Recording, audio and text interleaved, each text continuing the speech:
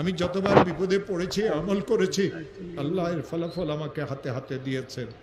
এই পর্যন্ত সারা পৃথিবী থেকে 10 লক্ষের উপরে এই আমল করে যারা আমার কাছে ফোন করে। আফ্রিকা থেকে, আমেরিকা থেকে, লন্ডন থেকে 9 লক্ষের উপরে তো মানুষেরা এই আমলের শেয়ার করেছে। হযরত মুজাদ্দিদ রহমতুল্লাহ আলাইহি তার কিতাবে লিখেছেন, কোনো মুসলমান যদি বিপদে পড়ে, কোনো মুসলমানের মেয়েটার যদি বিবাহ না হয়, কোনো মুসলমান যদি অনেক ঋণগ্রস্ত হয়, কোনো মুসলমান যদি দুশ্মনের দ্বারা আক্রান্ত হয়, কোনো মুসলমান যদি মিথ্যা মামলা মোকদ্দমাতে ফাঁসিয়ে থাকে, কোনো মুসলমানের মেয়েটার যদি তালাক হয়ে যায়, কোনো মুসলমান যদি কঠিন কোনো অসুস্থতাতে পড়ে, কোনো মুসলমান যদি এমন কোনো বিপদে পড়ে যে বিপদ থেকে উদ্ধারের কোনো রাস্তা নেই, ওই মুসলমান যদি আমলটা করে 499 প্রথমে 100 বার দরুদ শরীফ পড়বে।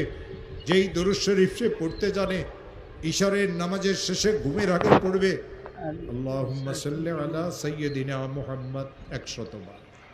499 বার পড়বে লা হাওলা ওয়ালা কুওয়াতা ইল্লা বিল্লাহ।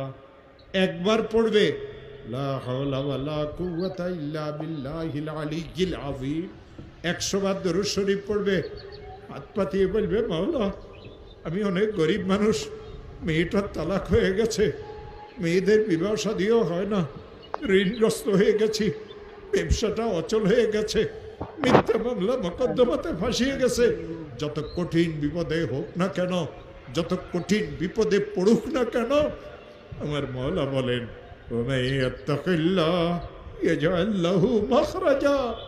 আমি তার জন্য উদ্ধারের রাস্তা করে দেব।